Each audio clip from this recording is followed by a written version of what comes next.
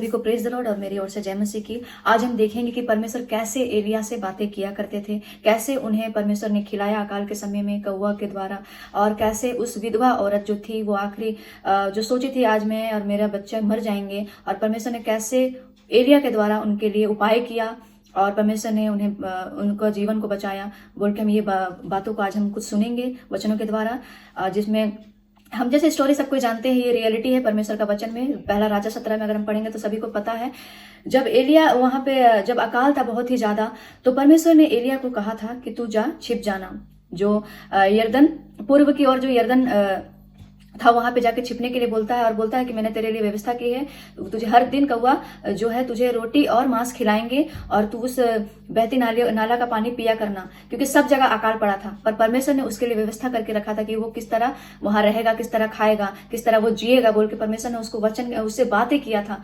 और कैसे बातें किया था उसने, परमेश्वर ने एलिया से वचन के द्वारा बातें किया था। और वो क्या किया उसमें, वो उसकी आज्ञाओं को माना और वो गया और वहां छिपा रहा। और जब देखा कि हर दिन उस जैसा परमेश्वर ने कहा था उससे हर समय कौवों के द्वारा उन्हें भोजन मिला करती थी, मांस मिला करते थे, वो बहते नाला का पानी पिया करते थे। पर एक दिन वहां का नाला का पानी सूखने लगा, तब परमेश्वर ने एलिया से कहा, जा मैंने किसी को तेरे लिए तैयार किया है, वहां पे जाके तू कहना, वो तुझे भोजन देगी और वो तुझे खिलाएगी, बोल के। वो वचन के अनुसार, परमेश्वर के वचन के अनुसार वो क्या करता है, वो जाता है। तब वो उस स्त्री से कहता है कि जा थोड़ा सा पात्र में मेरे लिए थोड़ा सा पानी ले आना। और फिर जब वो जाने लगती है वो स्त्री, तब फिर से बोलता है कि सुनो, एक छोटा सा रोटी का टुकड़ा भी लेते आवाना। पर मैं कहना चाहती हूँ कि कैसे उस स्त्री ने उसे जवाब दिया, कि वो कैसे जानी कि वो परमेश्वर का जन है। यहाँ 12 में लिखा हुआ है, जब उस स्त्री ने जब उसे रोटी लाने के लिए कहा था, उसे क्या आंसर देती है। वो बोलती है, तेरे परमेश्वर यहोवा की जीवन की शपथ, मेरे पास एक भी रोटी नहीं है, केवल घड़े में मुट्ठी भर। आप तो जानते हैं कि एक मुट्ठी आटा कितना होता है। मुट्ठी भर मैदा और थोड़ा सा कुप्पी में तेल के अलावा कुछ भी नहीं है। मैं आज सोच रही थी कि लकड़ी बीन के मैं आज वो रोटी बनाऊंगी और मैं मेरे बेटे को दूंगी और मैं खाऊंगी और आज हम मर जाएंगे। देखिए परमेश्वर ने कैसे वो आखिरी क्षण में जब वो सोच रही थी कि हम अपना जिंदगी खराब, मतलब मेरा जिंदगी को आज हम खत्म कर लेंगे, मैं और मेरा बेटा मर जाएंगे, पर वो किसी पर उसका कोई भी आश्रित नहीं था, कोई उसे मदद करने वाला नहीं था। पर उस स्त्री की बातों को परमेश्वर ने देखा था। किसने देखा था? परमेश्वर ने देखा था। और किसने इस्तेमाल किया था? परमेश्वर ने एलिया को इस्तेमाल किया था कि तू जा। पर वहां जब गया तो क्या किया, उसके पास थोड़ा सा कुप्पी में तेल और एक मुट्ठी ही आटा है, वो किसको खिलाएगी। पर वो बोलता है कि तू जा, सबसे पहले क्या करना, मुझे देना, और फिर उसके अपने बेटा को देना, फिर तू खाना। और वो क्या करती है, आज्ञाओं को मानती है। वो जाती है और वो रोटी जो बनाती है, वो एक मुट्ठी का आटा से बनाती है, मैदा का, और वो बनाती है। सबसे पहले क्या करती है, एलिया को देती है, फिर अपने बेटे को देती है और वो खाती है। फिर एलिया उसे बोलता है, यहाँ पे लिखा हुआ है 13 में, एलिया ने उससे कहा, मत डर, जाके अपनी बात के अनुसार कर। और उसे वो करती है। जब करने के बाद 14 में लिखा है, यहोवा इस्राएल का परमेश्वर यहोवा तुझसे यूं कहता है कि जब तक भूमि में मेंह न बरसेगा तब तक तो उस घड़े का मैदा जो सिर्फ एक ही मुट्ठी था, उस घड़े में क्या होगा, कभी आटा नहीं घटेगा, मैदा कभी नहीं घटेगा, और ना ही तेल घटेगा।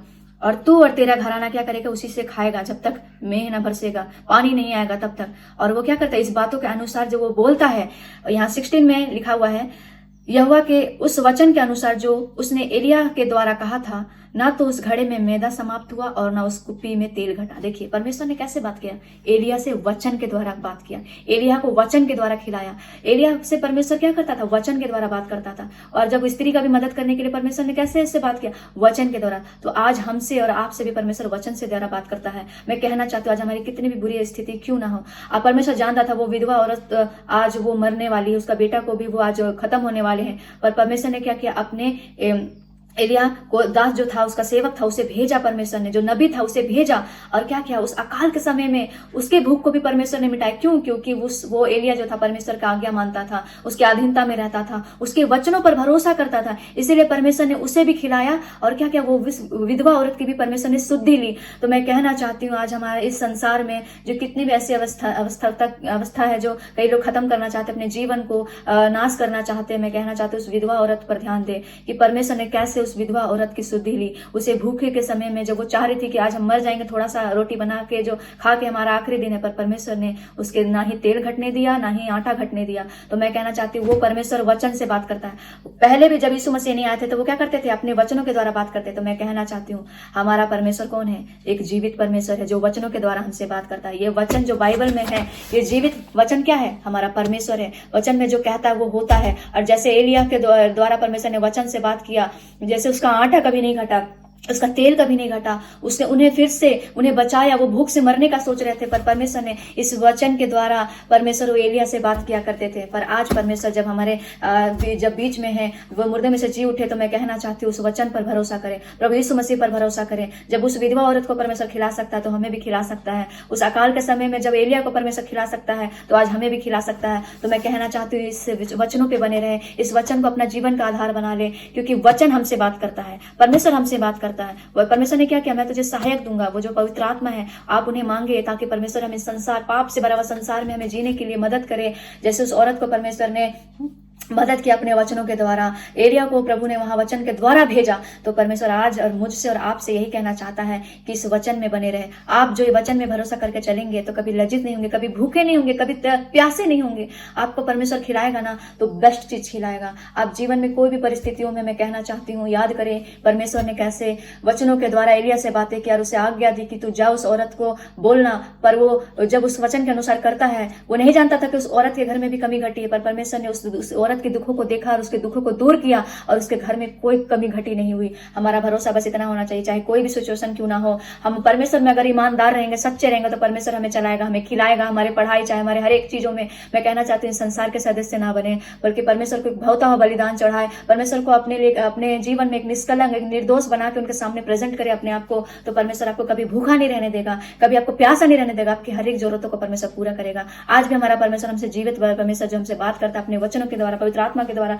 दूसरों के सदस्यों के द्वारा। तो मैं कहना चाहती हूँ आप परमेश्वर में बने रहे, आपको कभी भी कोई सिचुएशन में परमेश्वर अकेला नहीं छोड़ेगा। जैसे विधवा औरत को परमेश्वर ने नहीं छोड़ा, उसके घर में कोई कमी घटी नहीं होने दिया, एलिया को परमेश्वर ने उस अकाल के समय में खिलाया। तो आज आपको भी, चाहे आत्मिक रीति से हो, आप आत्मिक में आगे नहीं बढ़ पा रहे हैं, या फाइनेंशियल प्रॉब्लम में, या कमी घटी में, या आपका कुछ, आपका जीवन में बहुत सारे ऐसे बीते होंगे जो आप सोच रहे हो मेरा जीवन खत्म हो गया है। पर मैं कहना चाहती हूँ आज परमेश्वर आपसे बात करना चाहता है, परमेश्वर आपको नया जीवन देना चाहता है, आपको परमेश्वर ऐसा बनाना चाहता है कि आपके जीवन में कोई कमी घटी नहीं होगी। इस वचन के द्वारा आपको आशीष मिले। और सभी को प्रेज दो और मेरी ओर से जय मसीह की। और मैं कहना चाहती हूँ कि वचन आप सुने और प्रभु में आगे बढ़े, प्रभु के प्रेमी और उसके लिए पागल, उसके दीवाना बने, जैसे मैं बनना चाहती हूँ और आप भी बने। मैं कहना चाहती हूँ परमेश्वर को अपनी इच्छाओं को बताए, परमेश्वर आपकी इच्छाओं को जानता है, वो सही समय पर रास्ताओं को खोलेगा। इस वचन के द्वारा आपको आशीष मिले। सभी को प्रेज द लॉर्ड और मेरी जय मसीह की।